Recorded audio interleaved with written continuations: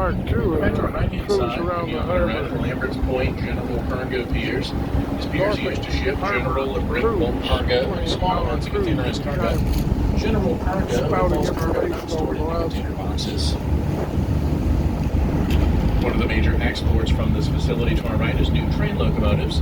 They're manufactured by a company called Wabtec in Pennsylvania. They run here on flatbed rail cars, loaded on board ships for export to countries all around the world. There are a total of 5 large ships coming up on our right, all temporarily being stored here at this facility. The 2 gray ships are owned by the United States Navy. They're called LMSRs, and that stands for Large Medium Speed Ro-Ro Ship. They're owned by the Navy, operated for the Navy by civilian crews called the Military Sea Lift Command. And that's indicated to us by seeing gray, blue, and gold bannings painted around the smokestacks of the ships. The function of the 2 gray ships is transporting a lot of heavy mechanized equipment and cargo, specifically for the United States Army. Next up on our right are 3 large black hull ships. Those are privately owned by a company called General Dynamics. They own 13 ships like these. The 13 ships are leased to the United States Navy. They're operated for the Navy by civilian crews, the Military Sea Lift Command, also indicated by gray, blue, and gold bandings that you may see around the stacks of these ships. The function of the black hull ships to our right is transporting equipment and cargo, specifically for United States Marines.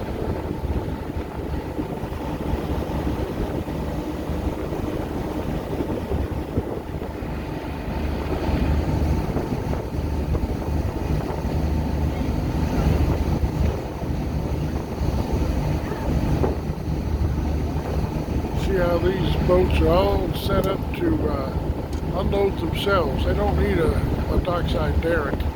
They're all set to set things aside on the dock themselves. They got the derricks right on board. Big overhead derrick that picks up the containers, and then the hoist there on the boom that lowers them out over the side of the boat onto the dock.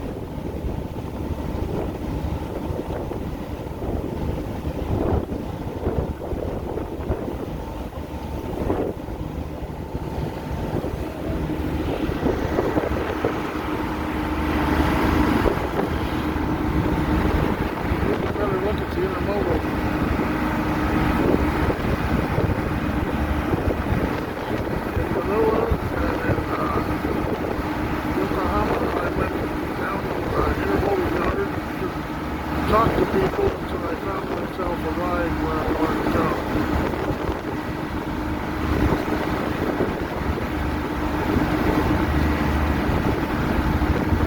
I was on a boat like that blue one with bearing in the motor blue. It was about to get Pacific several days. That facility is used to demagnetize the hulls of the different ships. It's done for some important reasons. First is to reduce the vulnerability of a ship sitting on magnetic sequence. The other reason is to rid the ship of the magnetic signature of the transport, which would affect the accuracy of sensitive equipment on board the ship. So, just look around the ships over the shipyard and they look constructed on extensive welding repairs. The ship is sat at a particular location for an extended period of time.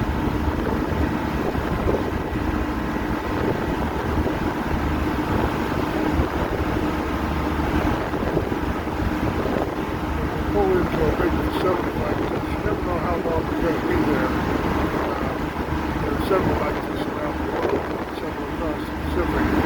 When you pull into a big facility like Manila or Yokohama, you don't know how long you're going to be there because all repairs are done in those kind of facilities.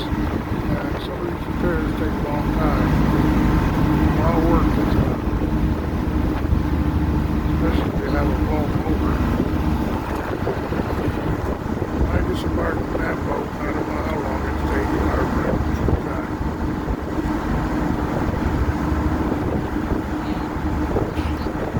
Quite often it's the case that you see the bridge there in the middle, the white part? The containers can go up just as high as the bridge. But the captain has to be able to see front and back over the container. But he'll stack them right up to the height of the bridge. You can just see the bridge there, the white superstructure. And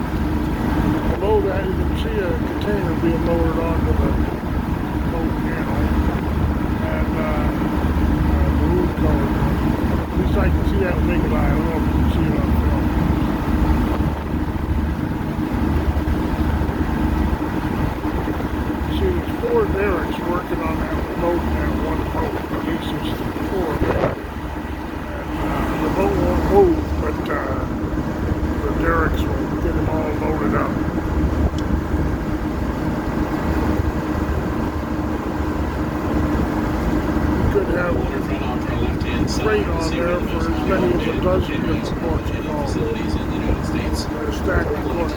Virginia International Gateway, Everything in this stack goes to this port. So $500 million revenue container terminal. that's why you see the gaps between the Container lines. cranes at the terminal lap, as well as Suez class container cranes.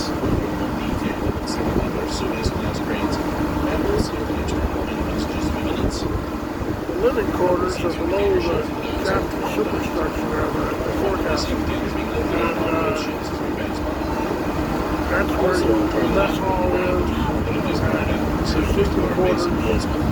Usually roll of windows and very thick out. Responsible for search and rescue needs here in the I can't make them out on that one,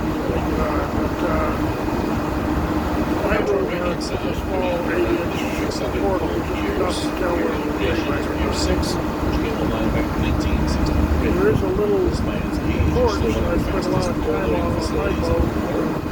those are up here Up on the southern jet line with the larger ships and barges. This one's used 17 for targeted cranes on Year 6. These loaders load two ships at the same time, or both concentrate on a separate ship. That blue one is more like the one that I recall.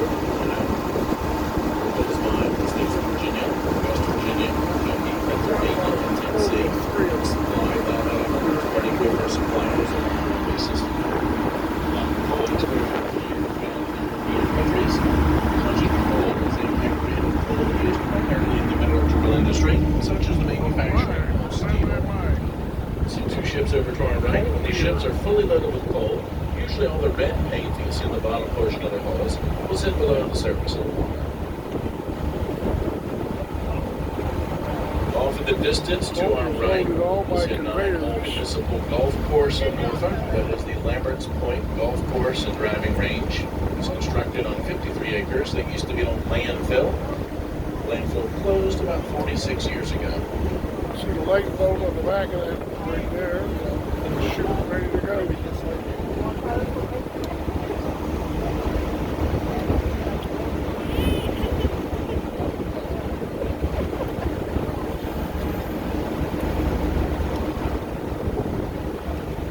Boy, that'd be a light boat for the coal rig.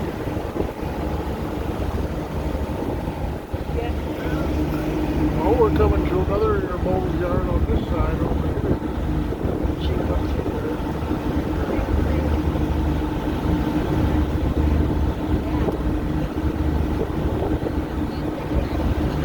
See that tower amongst the intermodal? Now over to our left-hand side, we facilitate the large white tanks of the Craney Island Fuel Depot, which is the largest military fuel depot in the United States, and one of the largest in the world. Most of the fuel out of this facility is supplied from a very long pipeline called the Colonial Pipeline, which originates in the state of Texas. People on the ship. At the fuel pier, Navy's oilers take on just over 7 million gallons of petroleum products. Once the oilers are full of fuel, then they get underway and then out to sea. We have refueling for ships while traveling alongside them.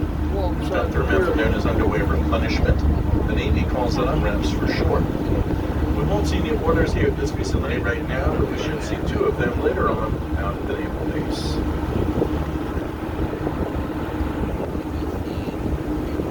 Yokohama, Japan, intermodal yard is about like this, and it's spread up and down the river, all along the river. You can't just go to one place and say you're there. And as a world traveler, I didn't have any vehicles, so getting from one place to another was quite a challenge. They say, oh yeah, that's up at loading dock 9. 9's 8 miles away. I was able to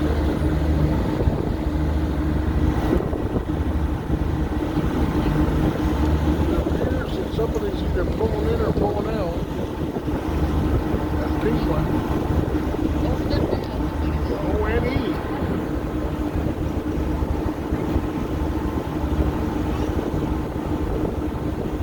That's a smaller container vessel, not intermodal containers.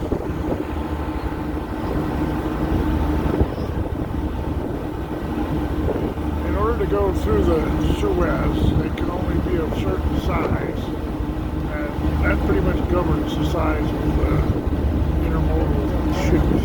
Most of them want to be able to go through the Suez.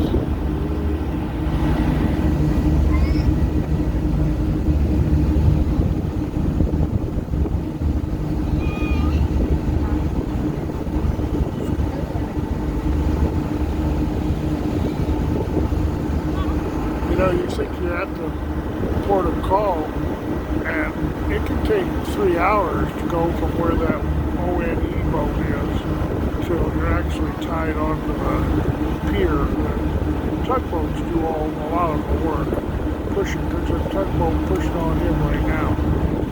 And it takes a while to move a container that size. You can't bump the dock too hard. That's a lot of weight and a lot of inertia. Yeah, you can see at least I can see with the naked eye, I can see the tugboats, one stern, one aft, pushing.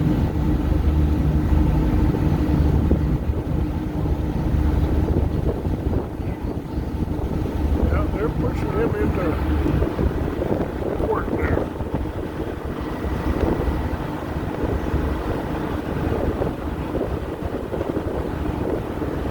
It's a slow process.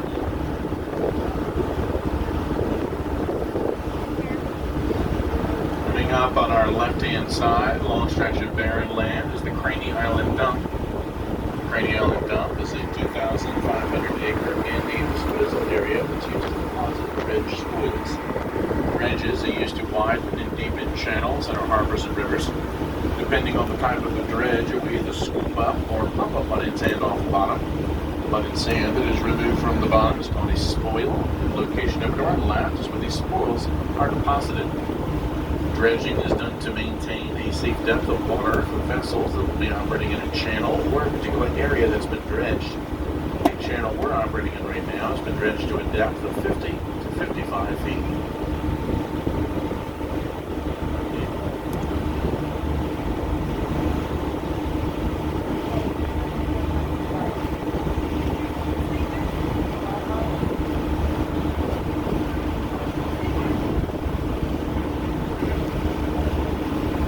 The ONE is moving into port there.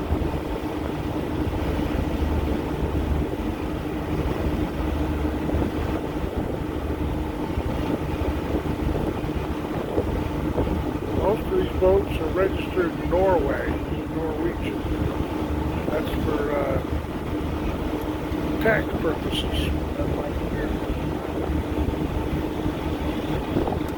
Large. I guess it's the same one that passed us earlier. I recognize the tug.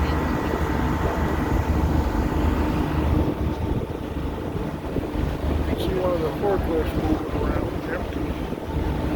I can see it anyway with a naked eye.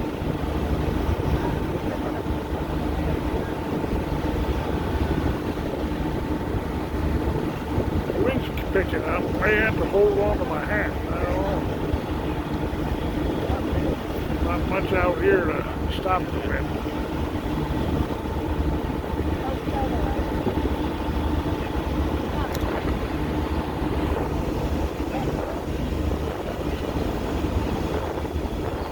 When they come to port, the majority of the crew will go ashore, and stevedores, the dock hands, they're called stevedores, they'll work to load, unload and load and load. The blue one there, I see they're taking containers off of right now. Just saw one container come on. Coming up on our right-hand side, the largest cargo terminal in the Port of Hampton Roads. This is Norfolk International Terminal. NIT is capable of handling different types of cargo, but primarily handles containerized cargo. The terminal to our right covers an area of over 800 acres and can store approximately 30,000 20-foot containerized cargo units. All types of cargo are shipped inside the containers, just about anything and everything you can think of. Some of the things would include cars, wood, clothing, electronics, foods, even perishable foods, can be shipped inside of special refrigerated units. We'll see two container ships at this end of the terminal. The ship from the one line is actually docking right now. We'll see a few of the cranes working the other ship as we pass by. There are a total of 10 container cranes at this end of the terminal off to our right. They're all classified as Suez-class container cranes. They'll extend out from the pier about 231 feet, which gives them the ability to load and unload containers on the widest container ships in the world that would have containers stacked 26 wide across their decks. There are 8 of the blue and white cranes. When they're in their full upright position, they reach 271 feet tall. And the two old blue cranes, those are newer and a bit taller, 446 feet in their full upright position. On average, the cranes on our right cost about $5.5 million a piece. I'll point out more of this terminal that we'll see ahead of us to our right in just a minute. Each one of those stacks will be for a different location. They stack them according to port of call. And you'll see that there'll be one tall stack, one full stack. Those ones on the stern, those 4 stacks, they're all the same height. Those are full. But there'll be, you see the one there just in front of the forecast where he's only got 3 high. He might be going to a little place like Guam or something where they don't take much. But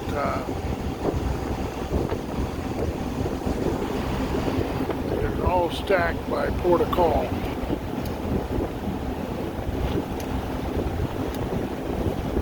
I see a couple of containers on there with the ONE designation.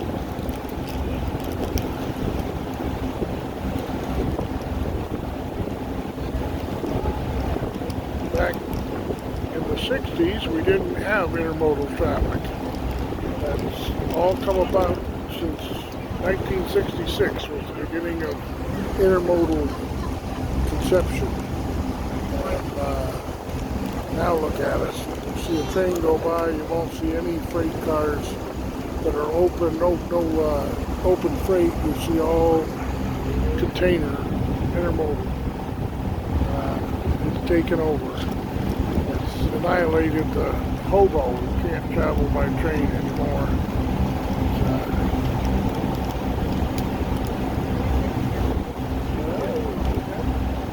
He pushed him into port pretty quick. He's almost ready to put a line on him. See, each of those tugs has a line that's just so that he can pull back if he needs to. He's got a line hooked to him and he's pushing.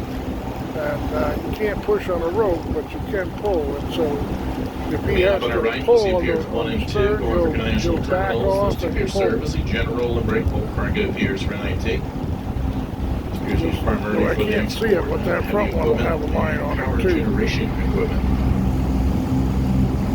Working on the water up ahead of us to our right, we'll see some green Norwich equipment on a barge. That is a suction dredge named the Lexington. It's been out here working at the terminal doing some maintenance dredging, pumping up mud and sand off the bottom to maintain the water depth for the ships that call here at the terminal. Mud and sand is pumped along with water through the pipeline you see off to our right. It also is connected to another pipeline that's laying on the bottom of the river. It crosses the channel and continues off to our left to the Craney Island dump site for disposal. There's a dredge right there. They pump approximately 30% sand and 60% water. And the water keeps moving fast enough that the sand keeps moving. It's quite an operation to it's an aqua dredge versus the tugboats with the little engines. You see these boats have some huge engines on them. I see the exhaust, he's going full tilt. He has about a 16-inch exhaust pipe. He's got a big motor on there. Derrick on the front is what holds the nozzle. That's where he's dredging, right between his front legs there.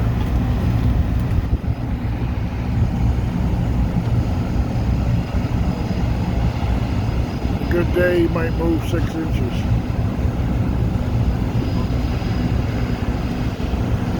Looking off the distance to our left-hand side, past the Craney Island dump site, well off the distance to our left, you'll see the Monitor Merrimack Memorial Bridge Tunnel, which spans across entrance to the James and the Nansemond rivers. The bridge and tunnel are named after the famous battle between the two ironclads, the Monitor and the Merrimack. To the right where the bridge ends, large opening is where the tunnel passes below the river.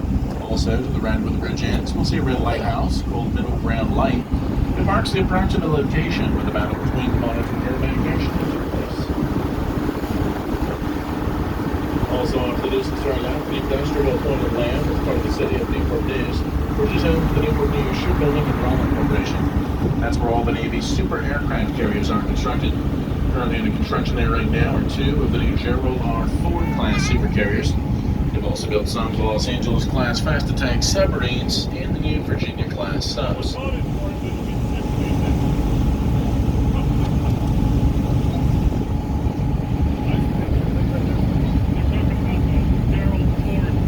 Off to our right, you'll see the northern end of Norfolk International Terminals. It's called NIT North. There are 6 container cranes at this end of the terminal off to our right. They stand 219 feet tall, not as tall as the cranes at the south end of the terminal. The reason for that is the airspace near the naval base ahead of us is restricted at 220 feet. So the cranes over the north end of the terminal have only 1 foot of vertical clearance before reaching the restricted airspace. These cranes off to our right cost about $5 million a piece. You'll see a few of the cranes working the ship here at this end of the terminal.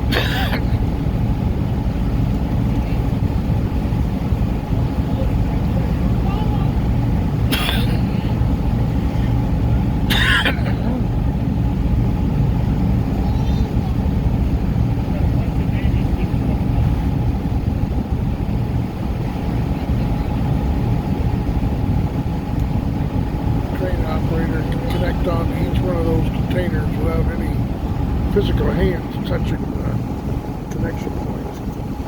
Hook on and unhook all from the control links up top there.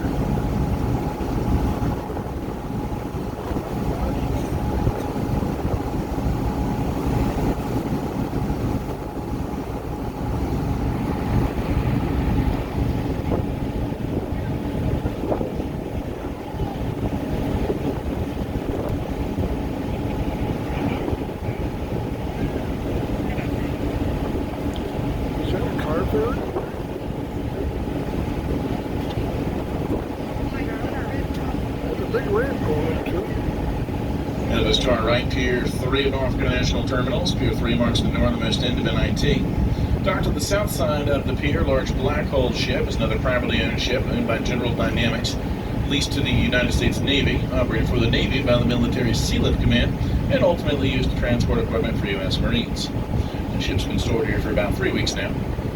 On the north side of the pier, large gray ship is named the Cape May. Function of the Cape May is transporting barges.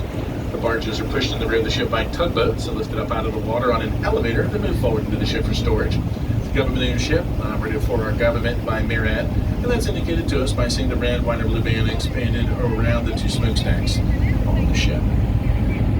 And just to our right, the highlight of our tour is Naval Station Norfolk, largest naval base in the world. This base is located on a point of land and a Sewell's Point, covers an area of 3,400 acres. The base is home to a variety of naval warships, submarines, as well as aircraft you may see in here flying over us today. Air operations at Naval Station Norfolk conduct an average of 275 flights per day. It's a flight about every 8 minutes, well over 100,000 flights per year. First pier at the naval base is coming up on our right, and that's pier number 1. It's one ship on the south side of Pier 1, inshore into the base of the pier, and it's an Arleigh Burke class destroyer. It's coming into view right now, and that is number 98 USS Forrest Sherman. Not a great view of that particular ship, but we'll have a much better view of several of her sister ships to point out ahead of us in a minute. On the north side of Pier 1 is a large white ship with red crosses. That is the USNS Comfort. The Comfort is a Mercy-class hospital ship. She's 894 feet long, 106 feet wide. The Comfort is equipped with 1,000 hospital beds and 12 operating rooms. When in service, she would have a crew of about 70 civilians and up to 1,200 Navy medical and communications personnel. The Comfort is owned by the Navy, but she's operated for the Navy by the Military Sealift Command. Again, that's indicated by gray, blue, and gold bandings that you'll see painted around the smokestack of the ship. Next pier out of us to our right is Pier 2. There are 2 ships on the south side of the pier. The larger ship is hull number 13, which is the USNS Medgar Evers. The Medgar Evers is a fairly new Lewis and Clark class supply ship. The type of ship carries a lot of dry goods, liquid goods, refrigerated foods, ammunition, and a small amount of petroleum products. It's kind of like a floating super Walmart for the Navy. It's operated for the Navy by the Military Sealift Command. Now in front of the Medgar Evers on the south side of Pier 2 is a Ticonderoga class Aegis guided missile cruiser. That's hull number 68, which is the USS Anzio. And opposite of her, up in the north side of the pier, tucked up in the corner, is number 66, which is the USS Way City. They're both Ticonderoga class cruisers. Not a really good view of either one of the ships, but we will have a much better view of one of their sister ships to point out ahead of us in a few minutes. Now, the last ship to point out at Pier 2 is on the north side of the pier to the left of the Medgar Evers, and then ship number 44, which is the USS Gunston Hall. The Gunston Hall is a Whidbey Island class LSD. She's actually identical to number 51, the USS Oak Hill that we saw earlier at one of the yards downtown. Number 44 is not based here. She's visiting from the Little Creek Amphibious Base. Now, the next pier ahead of us to our right is Pier 3. You won't see any ships at Pier 3 because that's the submarine pier. 3 subs in here today, 2 subs on the south side of the pier. Those 2 submarines that are in view on the south side of Pier 3 are fairly new Virginia-class fast attack submarines. And the 1 sub up on the north side of the pier is a Los Angeles-class fast attack sub. Function of any fast attack sub is to seek out and destroy the enemy sub and also strike land-based threats from hundreds of miles away. Each sub is equipped with 4 torpedo tubes used to launch the Mark 48 torpedo. A Mark 48 is a heavyweight wire-guided torpedo that can deliver a 650-pound high-explosive warhead to a target of up to 23 nautical miles. Also on board the subs are Tomahawk cruise missiles. Tomahawk is used primarily as a long-range land attack missile that can be tipped with either a nuclear or a conventional warhead. Depending on the version of the missile, it can have a strike range of 700 to 900 nautical miles when launched from a sub. All the subs to our right are nuclear powered, each powered by a single nuclear reactor that will power them for 15 to 20 years in between refuelings. That's equal to about 1 to 1.5 million miles of steaming time. The 2 Virginia-class fast attack subs you'll see off to our right on the south side of Pier 3. Those are both 377 feet long, 33 feet wide, each with a crew of 126. And on the north side of the pier, the Los Angeles-class fast attack sub, she is 360 feet long, 33 feet wide, with a crew of 133. Now back to the surface ships. Ahead of us to our right, Pier 4. Currently docked at Pier 4 are 3 of the Navy's Arleigh Burke-class Aegis guided missile destroyers. Arleigh Burke-class destroyers are the newest of the 2 classes of ships that we'll view here at the Naval Base that are equipped with a high-tech computer and radar weapon system known as Aegis. On the south side of Pier 4, hull number 61 is the USS Ramage. Opposite of her on the north side of the pier, up in the corner, 66, the USS Gonzales.